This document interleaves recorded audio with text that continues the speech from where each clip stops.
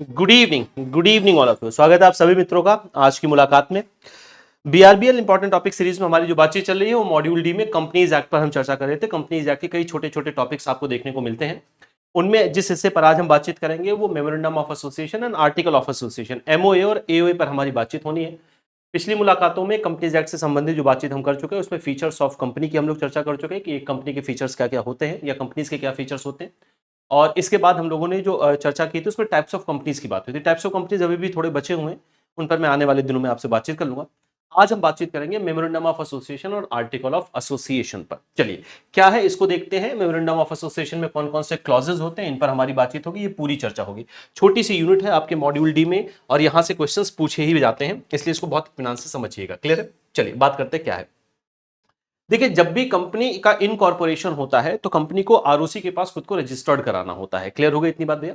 और उस समय उसे दो अपने बहुत प्रिलिमिनरी डॉक्यूमेंट्स या इनको हम प्रिंसिपल डॉक्यूमेंट्स के नाम से भी जानते हैं, जो है सबमिट करना होता है, जिनमें एक है मेमोरेंडम ऑफ एसोसिएशन और दूसरा है आर्टिकल ऑफ एसोसिएशन। एक एक करके इस पर बात करते हैं। सबसे पहले चर्चा करते हैं मेमोरेंडम ऑफ एसोसिएशन पर। यह कंपनी का प्रिलिमिनरी प्रिंसिपल और सबसे इंपॉर्टेंट डॉक्यूमेंट माना जाता है। मेमोरेंडम ऑफ एसोसिएशन ये बताता है कि कंपनी का स्कोप क्या है, कंपनी किस नाम से काम कर रही है। इसे हम कंपनी का कॉन्स्टिट्यूशन या कंपनी का चार्टर कहते हैं। कॉन्स्टिट्यूशन क्या बताता है कि कोई भी चीज किस तरीके से कार्य करने वाली है। क्लियर है? उसके लिए क्या नियम है, वो कैसे कार्य करेगी और उनका स्कोप क्या है, उनके पास शक्तियां क्या है, ये कोई भी कॉन्स्टिट्यूशन बताता है। बिल्कुल वैसी ही सारी चीजें बताता है आपका मेमोरेंडम ऑफ एसोसिएशन उस पर्टिकुलर कंपनी के बारे में।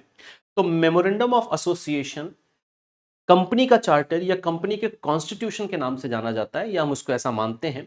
और इसे आरओसी के पास रजिस्टर्ड कराना जरूरी होता है जब कंपनी का इनकॉर्पोरेशन होता है। तो मेमोरेंडम ऑफ एसोसिएशन कंपनी के बारे में सारी इंपॉर्टेंट और बेसिक इंफॉर्मेशन थर्ड पार्टी को उपलब्ध कराता है। मेमोरेंडम ऑफ एसोसिएशन सबके लिए अवेलेबल होता है, इसलिए अगर किसी कंपनी का मेमोरेंडम ऑफ एसोसिएशन बना है तो सामान्य जनता के लिए एक पब्लिक नोटिस की तरह माना जाता है।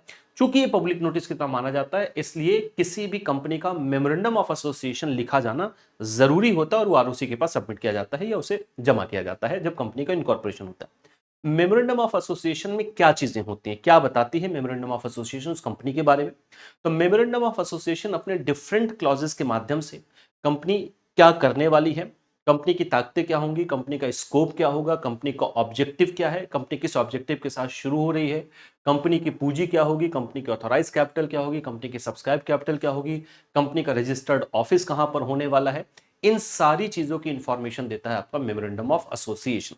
मेमोरेंडम ऑफ एसोसिएशन को कंपनी के बेहद इंपॉर्टेंट डॉक्यूमेंट्स में से एक माना जाता है, इसीलिए इसको हम प्रिलिमिनरी डॉक्यूमेंट्स के रूप में भी जानते हैं। Memorandum of association companies act का सबऑर्डिनेट होता है और मेमोरेंडम ऑफ एसोसिएशन का सबऑर्डिनेट होता है आर्टिकल ऑफ एसोसिएशन, जिस पर अभी हम बातचीत करने वाले हैं। जब भी मेमोरेंडम ऑफ एसोसिएशन और आर्टिकल ऑफ एसोसिएशन जो है ड्राफ्ट किया जाता है, तो ड्राफ्ट करते समय इस बात का ध्यान दिया जाता है कि आर्टिकल ऑफ एसोसिएशन में मेमोरेंडम ऑफ एसोसिएशन से बातें अलग ना लिखी हो, यानी ये दोनों एक दूसरे के साथ सिंक्रोनाइज्ड होने चाहिए। अब मेमोरेंडम ऑफ एसोसिएशन क्या क्या चीजें बताता है, ये तो मैंने अभी आपको बोलचाल की बात में बताई है, भाषा में बताया ही, लेकिन अपने अलग अलग क्लॉजेस के माध्यम से आपको अपनी पूरी जानकारी देता है। मेमोरेंडम ऑफ एसोसिएशन बनाया जाता है ताकि कंपनी के विषय में, उस कंपनी की शक्तियों के बारे में, कंपनी के नाम के विषय में, कंपनी के ऑब्जेक्टिव के बारे में, कंपनी क्या करने वाली है, इन सब के विषय में थर्ड पार्टी को पता चल सके। इसलिए हम सामान्य बोलचाल की भाषा में ये कहते हैं कि मेमोरेंडम ऑफ एसोसिएशन असल में इस्टेब्लिश करता है रिलेशनशिप कंपनी का किसी थर्ड पार्टी के साथ। यानी थर्ड पार्टी अगर कुछ डील करना चाहती है किसी कंपनी के साथ, तो वो मेमोरेंडम ऑफ एसोसिएशन को देखे जरूर, ताकि उसे ये पता चल सके कि कंपनी किस तरीके का काम कर रही है या क्या काम कर रही है, कंपनी का स्कोप क्या है, कंपनी के पावर्स क्या है, ये बात एक थर्ड पार्टी को पता चल सके। इसलिए कहा जाता है कि memorandum of association relationship establish करता है कंपनी का किसी थर्ड पार्टी के साथ, जबकि article of association internal relationship की बात करता है कि मैनेजमेंट कैसे काम करेगा, जो इंटरनल इंप्लॉयज है, मैनेजमेंट है, वो कैसे एक दूसरे से संबंधित होते हैं, वो आर्टिकल ऑफ एसोसिएशन में आपको देखने को मिलता है। मेमोरेंडम ऑफ एसोसिएशन में कुल 7 क्लॉज हैं, जिनमें 6 महत्वपूर्ण क्लॉजेज आपको पढ़ने होंगे।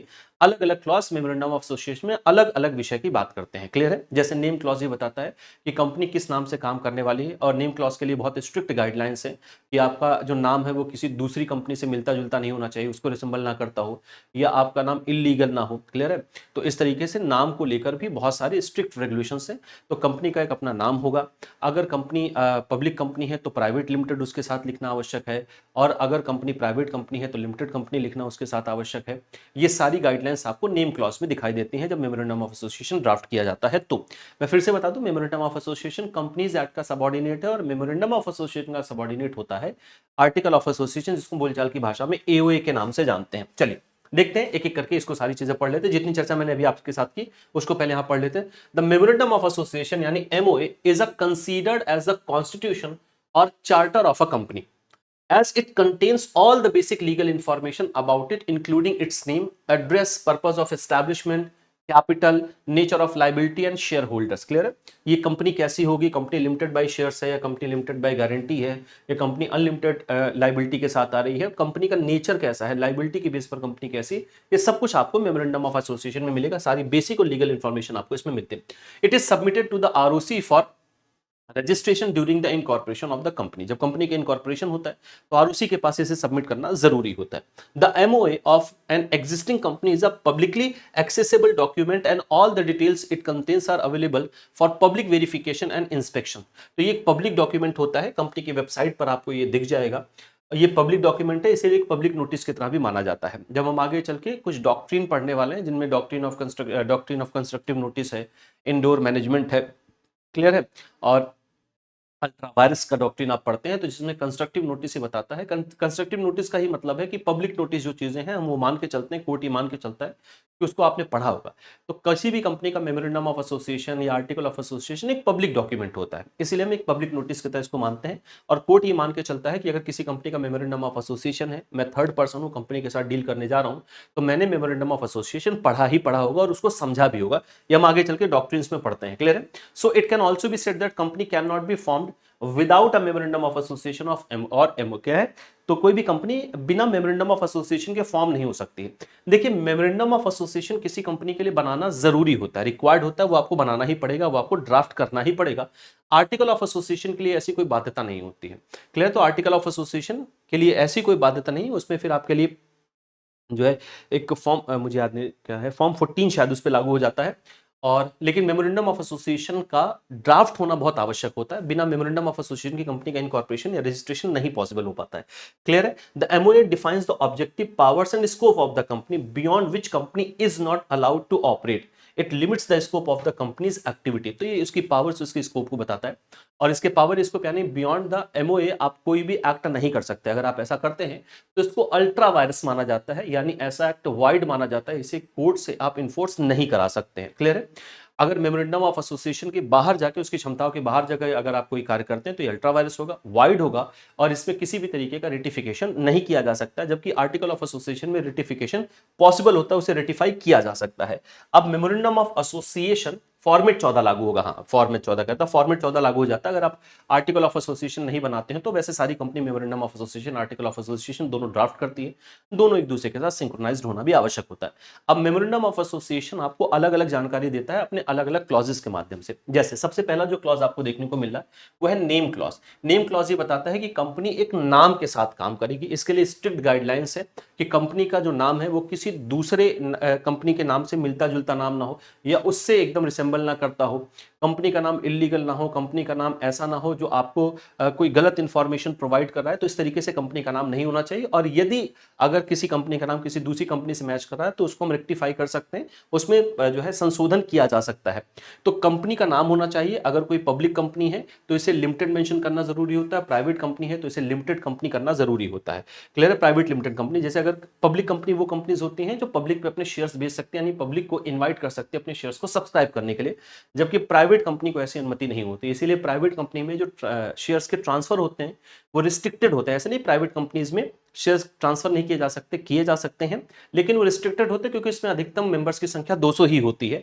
जबकि पब्लिक कंपनी में मैक्सिमम मेंबर्स की संख्या अनलिमिटेड है, इसलिए यहाँ पर शेयर्स को ट्रांसफर करने में कोई रिस्ट्रिक्शंस नहीं होती। इसलिए पब्लिक को अपने शेयर्स बेच सकते हैं, पब्लिक कंपनी प्रॉस्पेक्टस जारी कर सकती है, जबकि प्राइवेट कंपनी प्रॉस्पेक्टस इशू नहीं कर सकती है। तो कंपनी एक नाम के साथ काम करेगी। जो कंपनी के इस मेमोरेंडम ऑफ एसोसिएशन में जो कंपनी ड्राफ्ट करेगी उसके नेम क्लॉज में आपको दिखाई देगा। In case of public company, अगर पब्लिक कंपनी है, the word limited is mentioned, and in case of private company the word private limited. तो अगर पब्लिक कंपनी है तो लिमिटेड शब्द वहां पर लगाना जरूरी है, प्राइवेट कंपनी है तो प्राइवेट लिमिटेड मेंशन करना जरूरी होता है। दूसरा है सिचुएशन क्लॉज। सिचुएशन क्लॉज का मतलब ये होता है कि कंपनी कहां पर काम करे, कंपनी का जो रजिस्टर्ड ऑफिस है वो कहां होगा। तो सिचुएशन क्लॉज ये बताता है कि कंपनी का रजिस्टर्ड ऑफिस कहां पर होगा। तो कंपनी को अपने रजिस्टर्ड ऑफिस का कंप्लीट एड्रेस आरओसी को बताना पड़ता है, और ये कंपनी का जो रजिस्टर्ड ऑफिस होगा उसका कंप्लीट एड्रेस आपको सिचुएशन क्लॉज में दिखाई देगा कि उसका कंप्लीट एड्रेस क्या है, कौन से स्टेट में है वो, उसका पिन नंबर क्या है, ये सारी इंफॉर्मेशन आपको यहां पर दिखाई देगी। This clause mention the state in which the registered office of the company is situated. It also defines the geographical constraints of the company. तो ये बताता है कि कंपनी का हेड ऑफिस कहां पर होगा, कंपनी कहां पर काम करे, उसका रजिस्टर्ड ऑफिस कहां पर है, उसका पूरा कंप्लीट आपको यहां पर एड्रेस दिखाई देगा। नेक्स्ट है ऑब्जेक्ट क्लॉज। कंपनी किस ऑब्जेक्ट के साथ शुरू हो रही है, कंपनी का ऑब्जेक्टिव क्या है, ये आपको ऑब्जेक्ट क्लॉज में दिखाई देगा। The clause defines the main and axillary object of the company. ये तीन क्लॉज आपको याद हो गए। अगला है liability clause. Liability clause important clause होता है। लाइबिलिटी क्लॉज ये बताता है कि कंपनी किस प्रकार की कंपनी है। क्लियर है, कंपनी लिमिटेड बाय शेयर्स है या कंपनी लिमिटेड बाय गारंटी है, ये आपको पता चलता है कंपनी के लाइबिलिटी क्लॉज में। यानी जो शेयर होल्डर्स हैं उनकी लाइबिलिटी किस तरीके से होगी इस कंपनी में, ये बताता है कंपनी का लाइबिलिटी क्लॉज। अगर कंपनी लिमिटेड बाय शेयर्स है तो जो शेयर होल्डर्स हैं उनकी लाइबिलिटी सिर्फ अनपेड अमाउंट तक की ही होती है, क्योंकि कंपनीज लिमिटेड लाइबिलिटी के साथ आती हैं।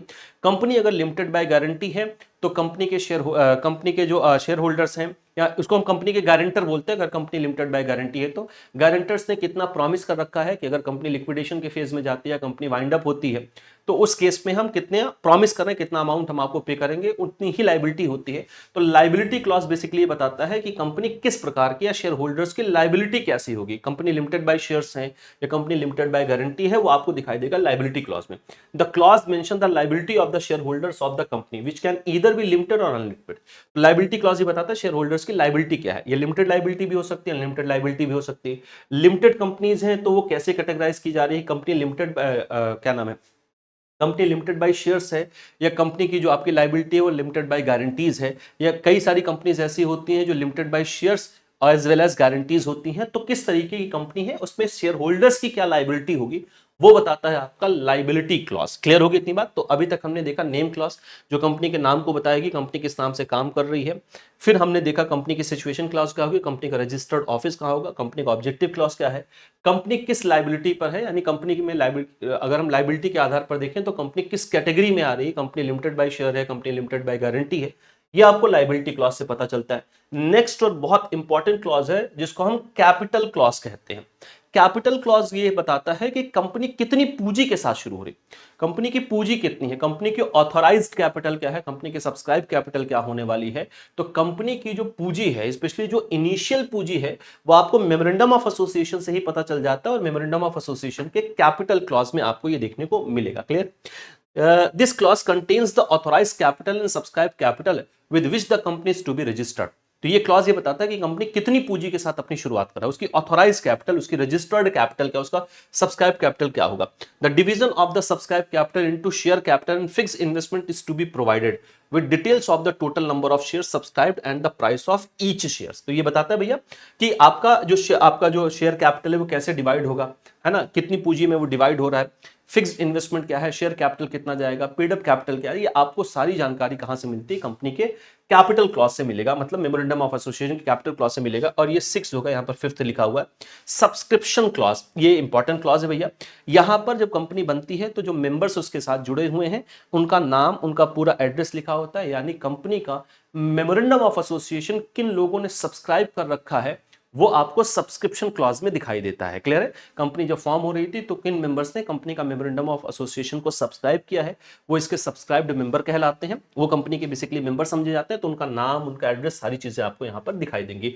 This clause consist of the names and the initial subscriber of the company and their addresses and their contact information. Clear है। तो जिन्होंने भी मेमोरेंडम ऑफ एसोसिएशन को सब्सक्राइब कर रखा था उनका नाम आपको सब्सक्रिप्शन क्लॉज में दिखाई देगा। यह है मेमोरेंडम ऑफ एसोसिएशन की इंपॉर्टेंट 6 क्लास। तो मेमोरेंडम ऑफ एसोसिएशन क्या है, कंपनी का कॉन्स्टिट्यूशन या कंपनी का चार्टर है जो कंपनी की सारी लीगल बेसिक इंफॉर्मेशन देता है, कंपनी की पावर्स, कंपनी के स्कोप, कंपनी का नाम, कंपनी किस ऑब्जेक्टिव के साथ काम करेगी, कंपनी कितनी पूंजी के साथ अपनी शुरुआत कर रही है, कहां पर कंपनी का रजिस्टर्ड ऑफिस होगा, ये सारी चीजें आपको दिखाई देती हैं मेमोरेंडम ऑफ एसोसिएशन में, अब मेमोरेंडम ऑफ एसोसिएशन का सबऑर्डिनेट होता है article of association. Article of association होता क्या है भैया? आर्टिकल ऑफ एसोसिएशन किसी भी कंपनी का बाईलॉ होता है ना, वो बाईलॉज होते हैं, कंपनी के रूल्स और रेगुलेशंस लिखे होते हैं आर्टिकल ऑफ एसोसिएशन में। तो हम इसको बोलचाल की भाषा में कंपनी का रूल बुक कह सकते हैं। क्लियर है? ये सबऑर्डिनेट होता है आर्टिकल मेमोरेंडम ऑफ एसोसिएशन का। अगर आर्टिकल ऑफ एसोसिएशन के बाहर जाके कोई कार्य किया जा सकता है तो इसे रेटिफाई किया जा सकता है। क्लियर है? लेकिन आप मेमोरेंडम ऑफ एसोसिएशन के बाहर जाके कोई कार्य नहीं कर सकते हो। आर्टिकल ऑफ एसोसिएशन में रेटिफिकेशन आसान होता है, जबकि मेमोरेंडम ऑफ एसोसिएशन में उसकी तुलना में कठिन होता है। दूसरी बात क्या है कि चूंकि हम इसको रूल बुक कहते हैं, तो कैसा रूल होता है इसमें? इसमें यह बताया जाता है कंपनी का मैनेजमेंट कैसे काम करेगा, कंपनी की बोर्ड मीटिंग्स कैसे होने वाली हैं, कंपनी के जो बोर्ड ऑफ डायरेक्टर्स होंगे उनकी नियुक्ति कैसे होगी, उनका अपॉइंटमेंट कैसे होगा, उनका रेम्युनरेशन, उनकी सैलरी, उनकी वेजेस, कंपनी का इंटरनल मैनेजमेंट कैसे काम करेगा, कंपनी की मीटिंग्स वगैरह कैसे होंगी, ये सारी बातें बताता है कंपनी का आर्टिकल ऑफ एसोसिएशन। यानी कंपनी का आर्टिकल ऑफ एसोसिएशन ही बताता है कंपनी का इंटरनल मैनेजमेंट कैसे काम करने वाला है। क्लियर है? या कंपनी के शेयर्स कैसे इशू किए जाएंगे, ये सारी इंफॉर्मेशन, ये सारी जो रूल है इसके बारे में आपको आर्टिकल ऑफ एसोसिएशन में मिलेगा। तो आर्टिकल ऑफ एसोसिएशन असल में कंपनी के इंटरनल मैनेजमेंट की बात करता है, कंपनी के जो इंटरनल लोग हैं वो आपस में एक दूसरे से कैसे संबंधित हो गए वो बताता है आपका article of association.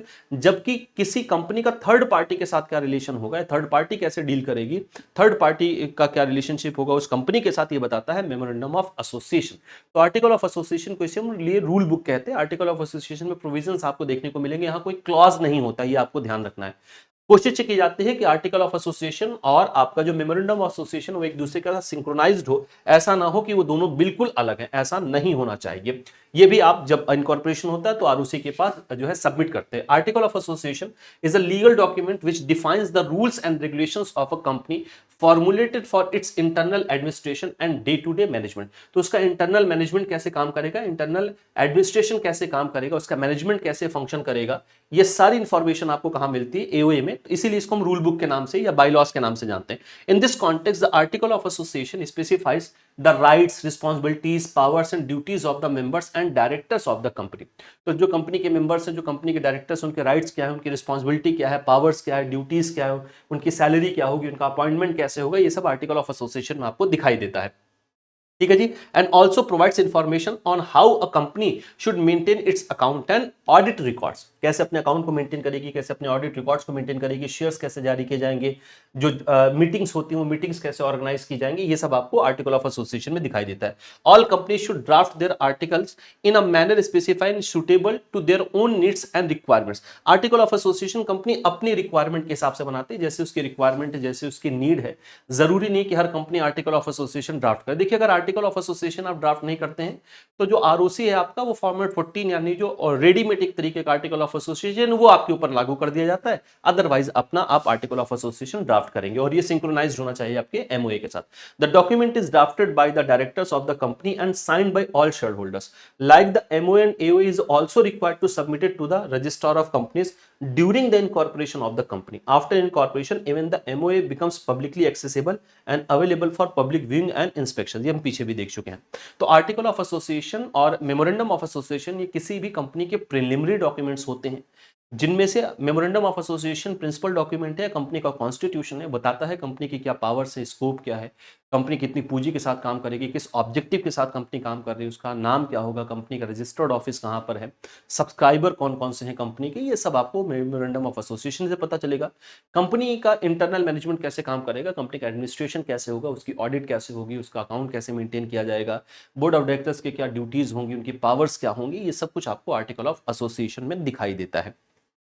Memorandum of association subordinate होता है कंपनीज एक्ट का, यानी अगर हम सीक्वेंस में देखें, अगर हम सुपीरियरिटी में देखें तो सबसे ऊपर है कंपनीज एक्ट, कंपनीज एक्ट के बाद मेमोरेंडम ऑफ एसोसिएशन और फिर आता है आर्टिकल ऑफ एसोसिएशन। यानी कंपनीज एक्ट का सबऑर्डिनेट है memorandum of association, memorandum of association का सबऑर्डिनेट होता है आर्टिकल ऑफ एसोसिएशन। ये था आज का हमारा मामला जिसमें हमें चर्चा करनी थी। कंपनीज एक्ट के अंतर्गत ही आप पढ़ते हैं। कंपनीज एक्ट 2013 में सेक्शन 2 के सब क्लॉज 56 में आपको मेमोरेंडम ऑफ एसोसिएशन दिखाई देता है। कंपनीज एक्ट आप पढ़ सकते हैं। देखिए, कोई भी अधिनियम अगर आपको पढ़ना हो तो मैं आपको तरीका बता दे रहा हूं। वैसे मैंने ये कई बार आपसे चर्चा की है कि आपको कहां पर आना होता है। आप इंडिया कोड में आइए, आप इंडिया कोड से कोई भी अधिनियम पढ़ सकते हैं। India code government of India का वेबसाइट है, यहां पर देखिए भैया, क्लियर है। तो जैसे आपको पढ़ना है कंपनीज एक्ट, है ना, कंपनीज एक्ट, अगर आपको ईयर याद है तो अच्छी बात है, नहीं याद है कोई दिक्कत नहीं। 2013 का अधिनियम है नया वाला। इसके साथ आपको बस टाइप करना है इंडिया कोड, क्लियर है, इसके साथ आपको टाइप करना है India code. Government of India की वेबसाइट है, आपको हैंडल पेज ओपन करना है, यहाँ पर सेक्शन वाइज आपको सारी चीजें दिख जाएंगी। आप पीडीएफ भी डाउनलोड कर सकते हैं, लेकिन पीडीएफ में आपको बहुत ज्यादा सर्च करना पड़ेगा, इसलिए कोशिश ये किया करिए कि पहले हैंडल पेज ओपन किया करिए। अगर हैंडल पेज ओपन नहीं हो रहा है तो फिर आप पीडीएफ पर जाइए। सेक्शन 2 भारत में सारे जो एक्ट हैं उनमें आपको सेक्शन 2 डेफिनेशन का सेक्शन मिलेगा, तो डेफिनेशंस आपको सेक्शन 2 में दिखाई देगी। लंबा सेक्शन है क्योंकि इसमें बहुत सारी डेफिनेशन आपको दिखाई देंगी। सेक्शन 2 डेफिनेशन का सेक्शन है, क्लियर है, यहां पर आपको ये चीजें दिखाई दे देंगी। देखिए सेक्शन 56 में आपको सेक्शन 2 के सब क्लॉज 56 में मेमोरेंडम दिखाई दे रहा है, मेमोरेंडम ऑफ एसोसिएशन आपको दिखाई दे रहा है, जो पीछे आपके साथ चर्चा की गई। तो यहां से आप इन सारी चीजों को देख सकते हैं, क्लियर है। तो ये है मामला भैया आपके मेमोरेंडम ऑफ एसोसिएशन और आर्टिकल ऑफ एसोसिएशन पर। तो आज के लिए फिर इतनी ही चर्चा रखते हैं।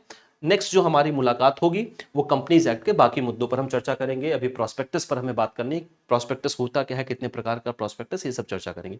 आज के लिए फिर इतनी ही चर्चा रखते हैं।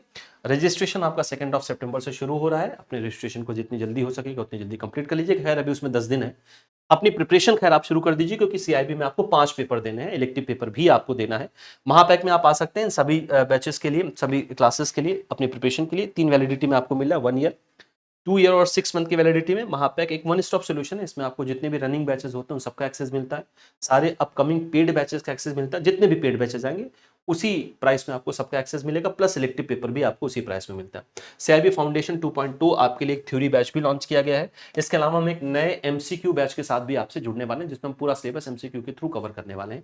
सीआईबी फाउंडेशन बैच भी आपके पास अवेलेबल है। कंपलसरी पेपर में अगर कोई एक ही पेपर आपका रुका है तो चारों पेपर आपके यहाँ पर अवेलेबल है। कंपलसरी पेपर आप कोई भी पेपर सब्सक्राइब करना चाहते हैं कर सकते हैं, सिंगल पेपर भी आप ले सकते हैं। और इलेक्टिव पेपर हम आपको 4 उपलब्ध करा रहे हैं, HRM, central banking, risk management और रूरल बैंकिंग। महापैक में इलेक्टिव पेपर आपको फ्री ऑफ कॉस्ट मिलेंगे, आपको अलग से परचेज करने की रिक्वायरमेंट नहीं है। कुछ और आप मुझसे जानना चाहते हैं, पूछना चाहते हैं, तो इस क्यूआर कोड को स्कैन करके या टेलीग्राम पर सर्च करें आशीष सर जेआईबी सीआईबी एग्जाम्स, आप इस माध्यम से भी मुझसे जुड़ सकते हैं। तो आज के लिए फिर इतनी चर्चा रखते हैं, कल आपसे एक नए मुद्दे पर मेरी मुलाकात होगी। अभी हम प्रोस्पेक्टस वगैरह पर चर्चा करने वाले, कंपनीज एक्ट पर अभी बातचीत चलेगी। आज के लिए इतना ही, बहुत बहुत धन्यवाद, थैंक्स अ लॉट।